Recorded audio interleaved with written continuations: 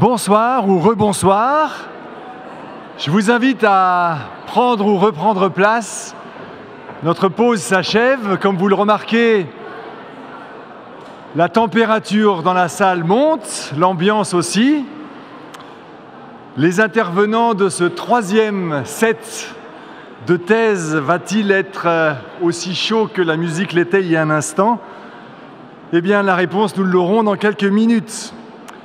Grâce aux trois intervenants qui vont aborder ce thème du troisième set qui s'intitule « Fraternité sans frontières ».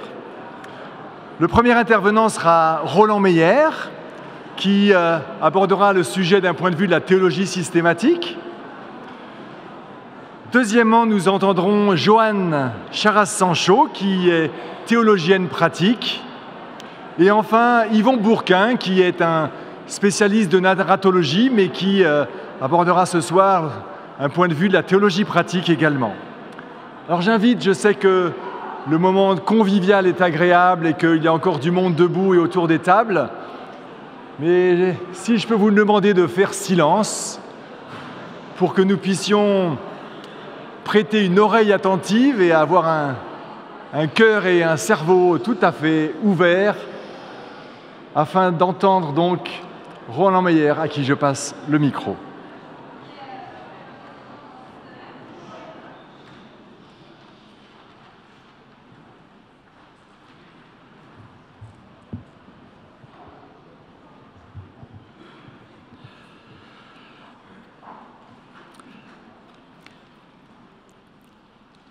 Une relation fraternelle est une relation solidaire au niveau d'un groupe donné. Si cette relation solidaire est sans frontières, elle devient universelle, ce qui implique que tous les hommes et toutes les femmes sont frères et sœurs et qu'au sein de cette relation fraternelle devrait régner la liberté et l'égalité. C'est un sentiment qui n'a pas pour ambition de supprimer l'individualité, mais de la respecter, de valoriser le moi au sein du groupe, qui est un cumul de moi, et qui devient donc un nous respecter les uns les autres, les unes les autres. La fraternité sans frontières implique d'avoir saisi le sens de la relation à l'autre dans le respect total de la culture et de la religion, et le sens de la relation de l'homme vis-à-vis de la femme. La femme était et reste malheureusement, dans bien des cas et dans bien des cultures, un objet que l'homme exploite et utilise et qu'il jette souvent après utilisation. D'après les rapports de l'ONU, les 244 millions de personnes qui se déplacent dans le monde migrent pour trouver de quoi se nourrir, améliorer leur quotidien ou pour fuir la guerre. Les femmes représentent la moitié de cette population en migration. Elles sont aussi la moitié des 20 millions de réfugiés à l'échelle planétaire.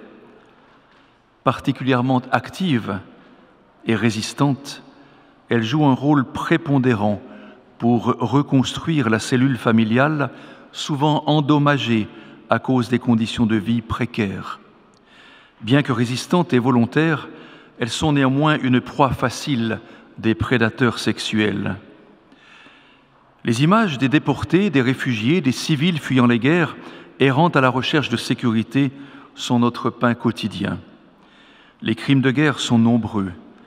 La prostitution forcée, l'esclavage sexuel, le viol, la grossesse forcée, la stérilisation forcée, ainsi que toute autre forme de violences sexuelles les plus abjectes, s'abattent sur ces innocentes. Trop longtemps, l'homme a voulu faire taire la femme, que ce soit en politique, dans la société, en religion et dans les églises. Pensant exercer une autorité qu'il n'avait pas, l'homme a usé de sa force physique, de ses menaces et de sa tradition pour combler son manque d'intelligence. Une fois ou l'autre, tout dictateur est renversé lorsque le peuple se ligue contre lui et descend dans la rue au risque de sa vie. Certaines femmes donnent des leçons à ces hommes pétris d'ambitions dominatrices. Ces derniers jours, les médias ont ressorti la photographie de Rojda Fella, prise par le photographe américain Joey Lawrence en mars 2015. Cette femme, Rojda Fella, est commandante des forces démocratiques syriennes. Elle a mené ses troupes à la victoire contre les djihadistes de l'État islamique. La victoire militaire est une chose, mais l'acte féministe en est une autre. L'opération Colère de l'Euphrate, conduite par cette jeune femme pour libérer la ville de Raqqa de la cruauté de l'État islamique, s'est soldée par une victoire, mardi 17 octobre dernier, avec l'appui bien sûr des forces spéciales américaines et celles de l'aviation de la coalition. Rojda Fella n'est pas seulement le symbole d'une victoire militaire, mais celui de la libération de la femme dans un espace où son mouvement est réduit à sa plus simple expression. Elle a déclaré au Times « Mon principal objectif est la libération de la femme kurde et la femme syrienne en général, des liens et de l'emprise de la société traditionnelle. » La société humaine est paradoxale. Elle est capable du pire comme du meilleur. Le psychologue Jacques Lecomte, dans son livre « La bonté humaine », tire 2 leçons après avoir analysé le comportement humain lors de grandes catastrophes. Un premier enseignement que l'on peut tirer de ces connaissances, dit-il, est que les citoyens ordinaires sont des êtres responsables et altruistes sur lesquels peuvent s'appuyer les services publics d'assistance. Le deuxième enseignement que l'on peut tirer est que, et je cite, « la bonté humaine est bien plus fréquente qu'on ne le suppose généralement, même dans des conditions de menace de mort imminente. Alors qu'il serait plus raisonnable, égoïstement parlant, de sauver sa peau, ce n'est pas ce que font la plupart des victimes.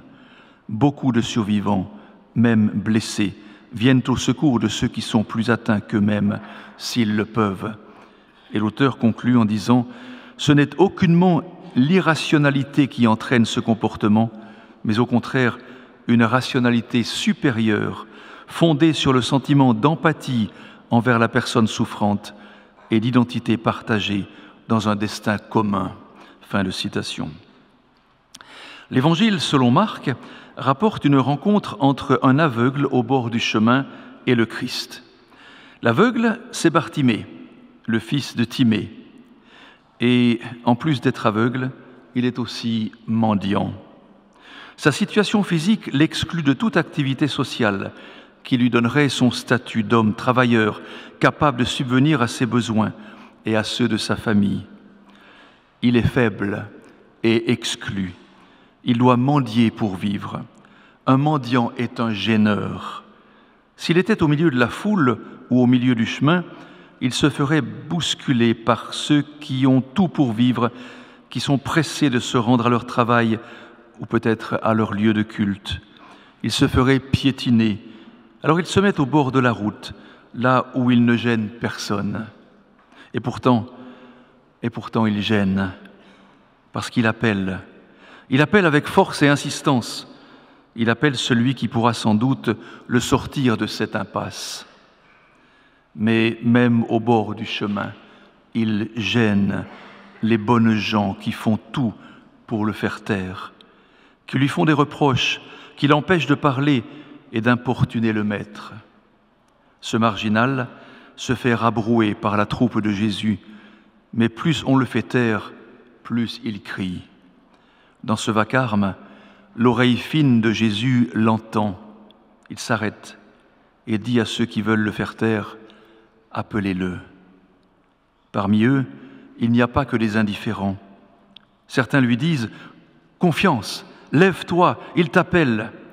Lève-toi, change de position, sors de ton obscurité, sors de ta solitude, ressuscite. Passe d'une vie à une autre, de celle des exclus à celle des inclus. Le vacarme s'est tu, le silence s'impose. C'est le temps de la question. Que veux-tu que je fasse pour toi? Ce que les humains n'ont pas réussi à faire, que je retrouve la vue. Va, ta foi t'a sauvé.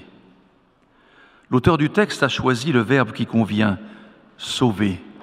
L'homme n'est plus malade, il est guéri, il est sauvé. Au bord de la route, il était, parce qu'il était faible et ignoré, sans valeur, parce que malade. Jésus lui redonne ce qui lui manquait. Il peut alors revenir sur le chemin qui n'est plus le chemin de l'exil, de la peur, de l'exclusion, de la violence, de l'exploitation et de la haine, mais le chemin de la vie, le chemin de la vue, le chemin du salut. Un exclu de plus, un rabroué de plus, un gêneur de plus au bord de la route, comme des millions d'êtres humains en recherche d'une patrie, d'une famille, d'un lieu sûr pour échapper aux prédateurs, aux guerres, aux dictateurs, aux violeurs qui leur mettent la main sur la bouche pour les faire taire et mieux les exploiter.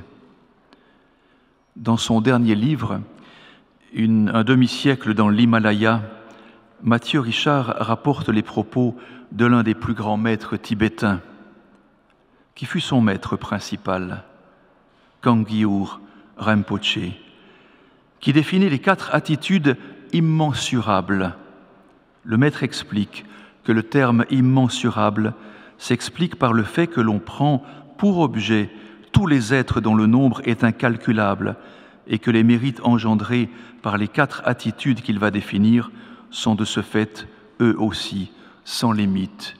Et il dit, et je vous propose ces paroles comme thèse pour conclure, « Prendre pour objet de méditation l'ensemble des êtres et applique-toi à mettre en œuvre les 4 attitudes immensurables, l'amour, ou le désir que tous les êtres soient heureux, la compassion, ou le désir qu'ils soient affranchis de la souffrance, la joie devant le bonheur d'autrui, et l'impartialité qui consiste à traiter tous les êtres de manière égale, sans attachement ni rejet. » Merci.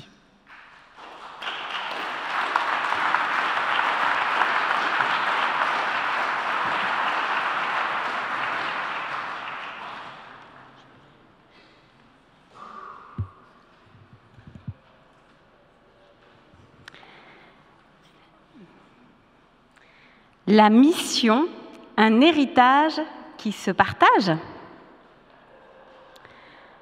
Toutes et tous héritiers des histoires missionnaires d'hier, d'aujourd'hui et de demain. S'il est fréquent de lier impérialisme occidental, colonialisme et implantation missionnaire, ce premier réflexe comporte un risque, celui de réduire les histoires missionnaires à ce seul schéma. Prenons l'exemple du Cameroun, cette petite Afrique, dont les régions ont été réparties entre les différentes missions chrétiennes, dont la Sudan Mission au nord ou les missions allemandes à l'ouest. Ces missions étaient souvent composées d'églises de plusieurs confessions, baptistes, évangéliques, réformées, luthériennes, avec, pour le cas de l'Est du Cameroun, des missionnaires jamaïcains. D'autres missions, dont est issue l'Église évangélique du Congo, côté démocratique du Congo maintenant, ont été tour à tour prises en charge par des luthériens, puis des pentecôtistes scandinaves. Une diversité d'histoires missionnaires avec des héritages tous singuliers. On voit là l'église presbytérienne dans le Saint-Mélina Sud-Cameroun. J'ai eu un petit choc visuel.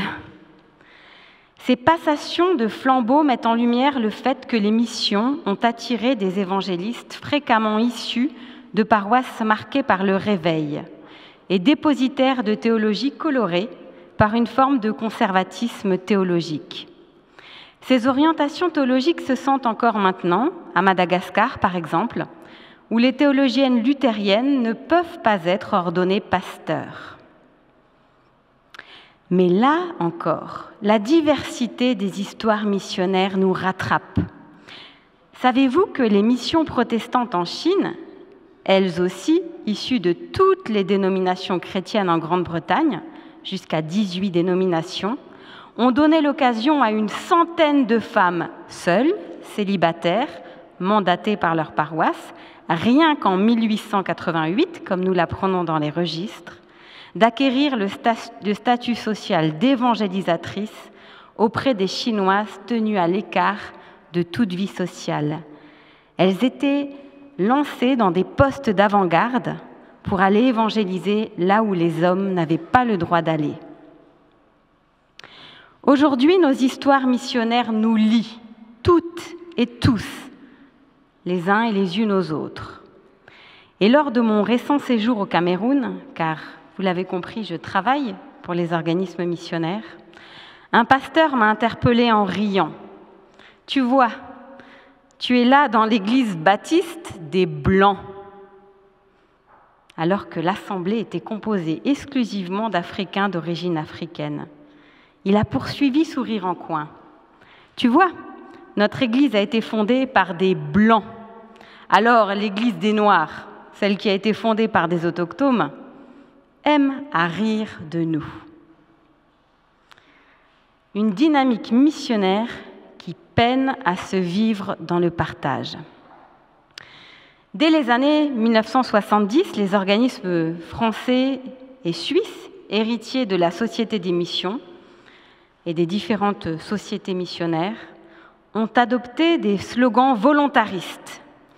La mission n'a plus de centre. La mission de partout vers partout. Et le slogan qui m'a toujours le plus fasciné, du bout du banc au bout du monde. Entre-temps, les églises de migrants ont fleuri, faute d'une conception généreuse et multi-orientée de la mission. Car, de fait, si nos églises incarnaient leurs idéaux missionnaires, les questions de langue, de liturgie, de théologie héritées de nos ancêtres missionnaires et de repas communautaires au piment ne devraient poser ni question ni problème. De la même façon que nos églises occidentales, par le biais des sociétés missionnaires, sont allées annoncer l'Évangile au bout du monde, ces mêmes églises devraient être naturellement contentes d'accueillir à leur tour leurs sœurs et frères sur leur banc et pas au bout du banc. Faut-il rappeler qu'à l'ouest de Madagascar se retrouvent les parements d'hôtels luthériens, gardés par la réforme du XVIe siècle? En quoi serait-il plus incongru d'intégrer à notre tour le tam-tam, la procession en chantant des offrandes ou la Sainte Seine au lait de coco? Un partage qui se vit déjà en parallèle de nos paroisses historiques. Las, je ne vous apprends rien en vous disant que, faute d'un accueil inconditionnel, ces communautés existent, se développent et sont dynamiques, souvent loin de nos communautés paroissiales historiques. Des ponts se bâtissent, un peu tardivement, mais avec bonne volonté à chaque fois. Cependant, le temps a passé et ces communautés ont développé une théologie missionnaire propre, à la fois locale et internationale, en jugeant avec sévérité nos sociétés déchristianisées. Voir à ce sujet le livre éclairant « Le protestantisme à Paris ». Elles se sentent en effet investies d'une mission de réévangélisation locale. Jugées combatives, Dieu de nos réserves théologiques, marquées par une laïcité ou une compréhension de la laïcité, dont se sont, et c'est bien cela l'ironie, largement abstenus nos ancêtres missionnaires. Cette vision locale de réévangélisation est aussi internationale, puisqu'il est fréquent que les communautés les plus durablement implantées en soutiennent financièrement d'autres au pays quand elles ne les ont pas tout simplement implantées. Des termes qui en disent long, passer d'église mère, église fille, à église sœur, la fraternité, la sororité. Mes visites missionnaires m'ont fait découvrir un héritage qui m'a changée à jamais. Ma vision de l'Église universelle en est retournée et je ne m'estime pas héritière des missions de mes mères et de mes pères dans la foi, mais héritière d'une mission universelle qui s'incarne dans l'ici et le maintenant de toutes les communautés chrétiennes. Et pourtant, force est de constater que si les églises allemandes, par exemple, sont bien désignées comme des églises sœurs dans nos discours ecclésiaux, notre parler courant désignera les églises issues des missions comme les églises du Sud. Ce petit détail sémantique que j'ai constaté à de multiples reprises est pour moi le révélateur d'un malaise. Il me semble que les églises occidentales n'ont pas réussi à se défaire de leur statut d'église mère. Une église qui s'estime responsable de son enfant et qui veut lui transmettre ses valeurs tout autant, d'ailleurs, que les églises issues des missions peinent parfois à dépasser le statut de l'église fille, celle à qui l'on finance des études et l'achat de la première voiture. Ma thèse ce soir, puisque nous sommes dans la nuit des thèses, est volontariste et nous exhorte collectivement à revisiter nos héritages missionnaires communs pour les dépasser, les retourner et permettre d'aller un peu plus loin qu'une fraternité sans frontières. Pour une Église universelle, sororale, héritière de ces histoires missionnaires, au service les unes des autres, d'une et autre Église, sans maternalisme et avec beaucoup de créativité. Merci.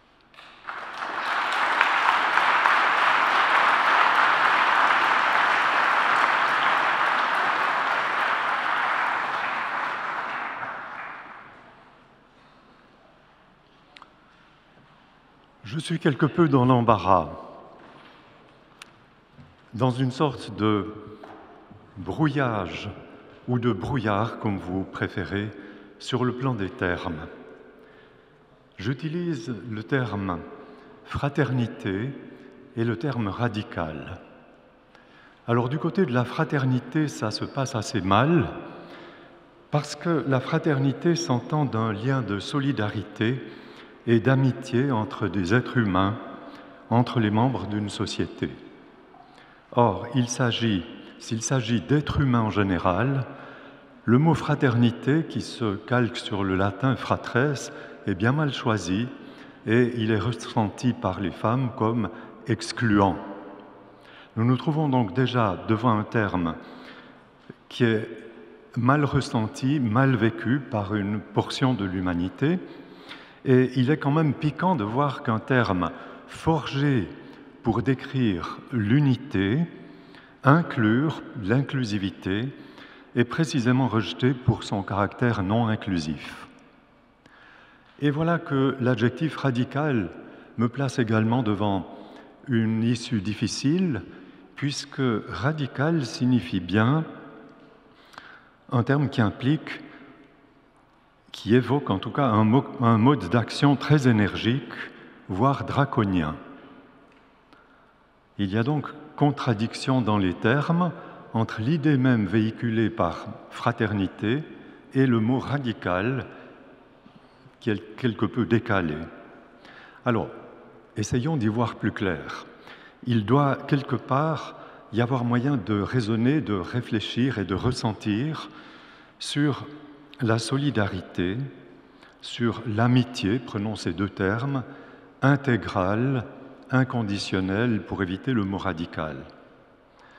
Alors, nouvelle surprise, comme vous l'avez déjà entendu dans les premières conférences, ça se passe mal au niveau biblique.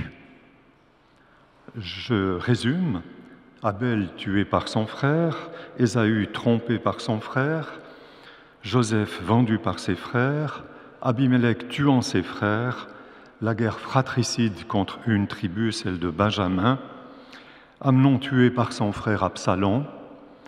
Et dans le Nouveau Testament, où nous nous attendrions à ce que ça se passe mieux, nous avons les frères de Jésus qui veulent s'emparer de lui, le jugeant hors de sens.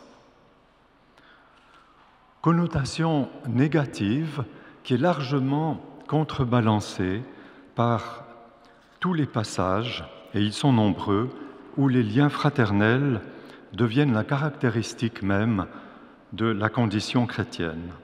C'est pourquoi Paul écrit aux Thessaloniciens « Sur l'amour fraternel, vous n'avez pas besoin qu'on vous écrive. »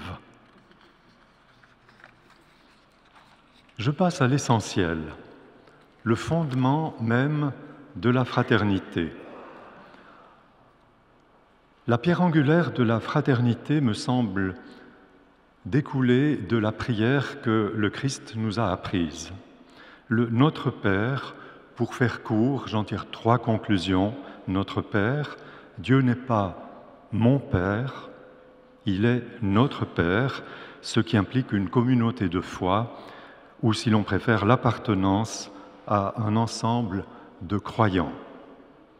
Deuxièmement, ce Père est désigné comme tel, ou en élargissant la notion comme source, comme origine de notre vie, ce qui fait de lui, selon de nombreux traits qu'on trouve dans les prophètes, le Père et la Mère.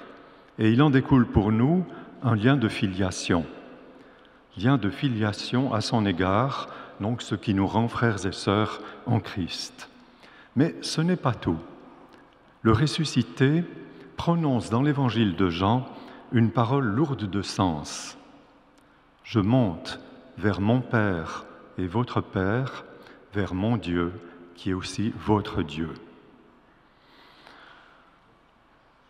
Dans le commentaire de Jean Zumstein, on trouve cette phrase « Qu'est-ce à dire ? Grâce à l'accomplissement du chemin de l'envoyé, les disciples ont désormais accès au Dieu révélé par le Christ. Le but de la révélation est atteint, le Dieu d'amour est devenu réalité pour les disciples. La nouvelle fraternité, je répète bien la nouvelle fraternité annoncée, a précisément son fondement dans cette commune interprétation de la figure de Dieu. J'en arrive à ce qui m'intéresse particulièrement. Je ne suis pas un praticien de la théologie, je suis néo-testamentaire, mais là, ce qui m'intéresse, ce sont les répercussions concrètes. Donc, il faut essayer de comprendre les obstacles qui pourraient se dresser entre nous et nos frères, entre nous et nos sœurs. Quels sont ceux que nous aurions tendance à exclure ? D'après les exemples bibliques, nous pouvons déjà hasarder 3 réponses. Premièrement, celles et ceux qui nous barrent la route. C'est le cas dans certains épisodes. Deuxièmement, celles et ceux que nous envions ou jalousons. Troisièmement, celles et ceux qui nous ont blessés.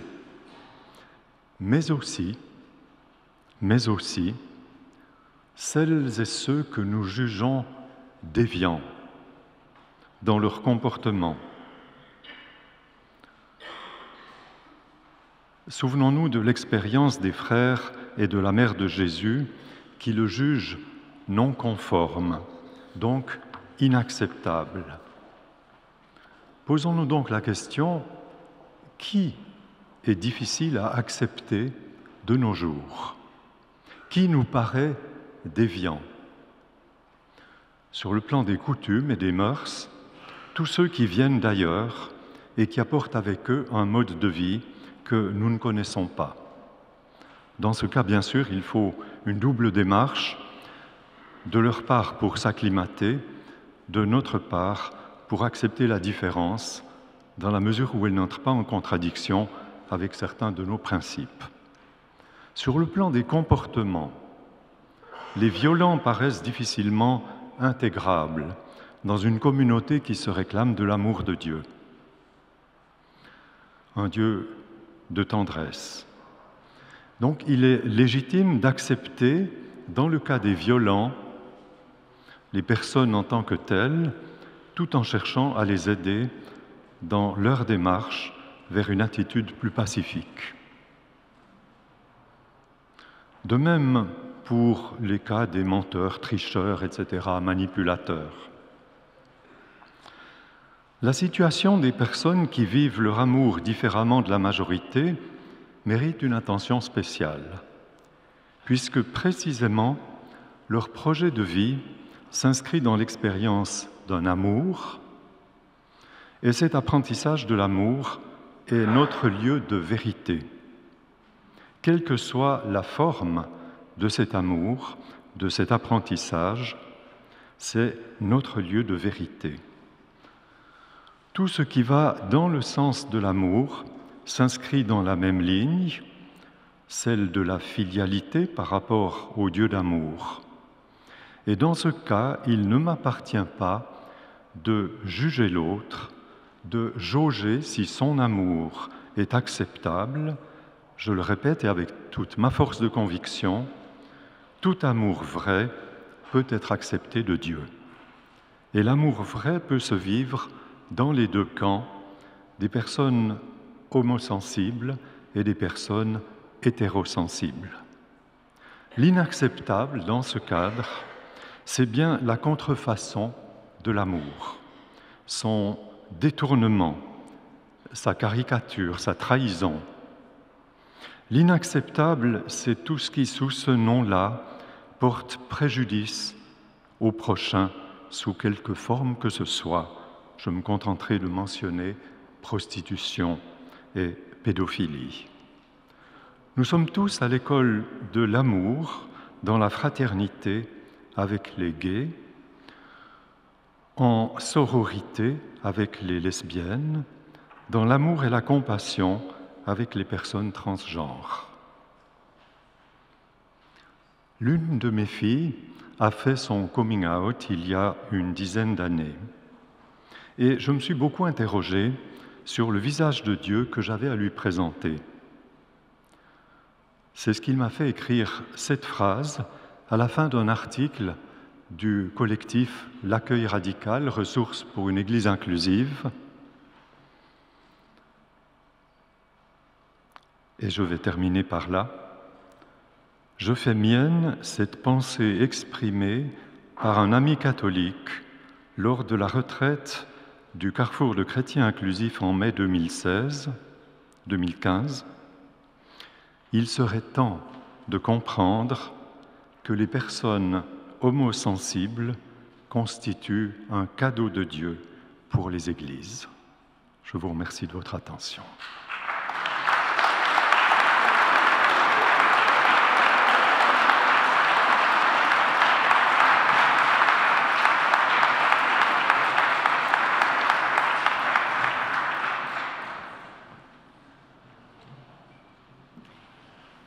Merci beaucoup à Roland Meyer, Joanne Charras-Sancho et Yvon Bourquin. Dans vos thèses, vous nous avez invités à faire tomber, faire disparaître un certain nombre de frontières. Alors d'une certaine manière, vous avez déjà répondu, mais peut-être puis-je vous inviter à vous mettre debout tous les trois et à vous passer ce micro, et à réagir peut-être les uns aux autres à ce que vous avez entendu. Et je vais reprendre une des questions ou l'autre qui a été posée ici. Faire tomber les frontières, réalité ou utopie, souhaitable ou pas? C'est vrai que, en faisant tomber les frontières, il n'y a plus ceux qui sont d'un côté et ceux qui sont de l'autre. Quels critères? S'il n'y a plus de limites, ou quels critères poser pour des limites? Et puis s'il n'y a plus de centre, il n'y a plus de marginaux, mais réalité ou utopie, et comment faire avancer cette utopie si elle l'est?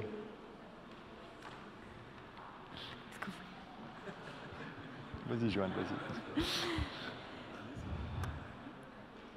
Moi, j'ai l'impression qu'on a surtout des frontières à l'intérieur de nous-mêmes. Et je crois que quand on décide de cheminer avec la parole de vie qui est la Bible, le Christ nous éclaire vraiment là-dessus, sur cette question des frontières. Lui qui progressivement a dépassé ses frontières culturelles, les frontières qu'il avait reçues de ses parents, les frontières géographiques, les frontières des questions de pureté, d'impureté, les frontières rituelles. Progressivement, il ne les a pas d'ailleurs toujours refusées. Des fois, il a simplement constaté qu'elles étaient là et nous a invités à aller plus loin. Et c'est vrai que pour moi, suivre le Christ, ce n'est pas dire il n'y a plus de frontières, ou ça ne m'intéresse plus, ou on doit tous avoir la même culture, ou, etc. Pas du tout. C'est de dire je constate qu'il y a ces frontières-là, mais je ne vais pas rajouter à ces frontières existantes mes propres frontières et mes propres critères de frontières. Je veux au contraire essayer de voir pourquoi l'autre a mis cette frontière, qu'est-ce qu'il est en train de m'exprimer lui aussi du Christ à travers ces frontières-là, enfin par le biais de ces frontières-là, et je vais essayer de lui montrer qu'entre nous, il y a essentiellement des ponts. Et moi, c'est comme ça que je répondrai un peu. C'est oui, il y a des frontières et on ne peut pas le nier, mais on est surtout là pour construire entre nous des ponts durables, des ponts qui soient aussi co-construits, c'est ce que j'ai essayé de dire, et pas des ponts qu'on impose aux autres parce qu'on croit que ce sont les seuls et vrais ponts. Merci, Joanne. Je serai très bref parce que, simplement en 2 phrases, mon expérience, c'est de constater une différence essentielle quand je discute du sujet que j'ai traité. Si on en parle en théorie, c'est une chose. Et si on en parle avec quelqu'un qui a des proches et qu'il voit vivre ce problème-là, cette difficulté et sa souffrance, c'est autre chose. Donc, pour essayer de faire tomber les frontières, franchir soi-même les frontières, regarder comment vivent les personnes homosensibles, on est frappé et on se dit « j'ai quelque chose à apprendre d'elles ». Si c'est redoutable d'être le dernier. Les frontières, nous vivons sur une terre où il y a des choses et les êtres doivent se partager ces choses et ces territoires et ces lieux. Donc les frontières, elles sont parfois naturelles, elles sont parfois créées par l'homme, elles sont parfois créées par un système de dictature, mais il y a des frontières. Et je prendrai l'exemple de la maison. Une maison peut être une frontière, c'est-à-dire ce qui est chez moi n'est pas chez l'autre. Mais je peux m'enfermer dans ma maison et bien faire sentir que c'est chez moi et ce n'est pas chez l'autre. Mais je peux aussi ouvrir ma maison, c'est-à-dire que j'ouvre les frontières et je prends celui qui n'est pas chez moi comme celui qui est avec moi maintenant aussi. Donc les frontières, elles sont une évidence politique, géographique, sociologique, mais nous pouvons les ouvrir ou nous pouvons les laisser fermer. C'est-à-dire que, puisque les frontières continuent d'exister dans la réalité, finalement, la distinction eux-nous garde une certaine légitimité ? Ou que cette diversité est finalement une richesse ? Je ne dirais pas légitimité, je dirais réalité. L'autre et autre, c'est une réalité. Entre l'homme et la femme, c'est ce que vous avez montré tout à l'heure. Oui, mais entre l'homme et la femme, puisque j'ai un tout petit peu insisté là-dessus, il y a un travail que l'homme doit faire envers la femme, cesser d'établir des frontières, voire d'établir un système invivable pour la femme parfois, c'est placer des frontières. Faire sauter la frontière, c'est la considérer comme son égale.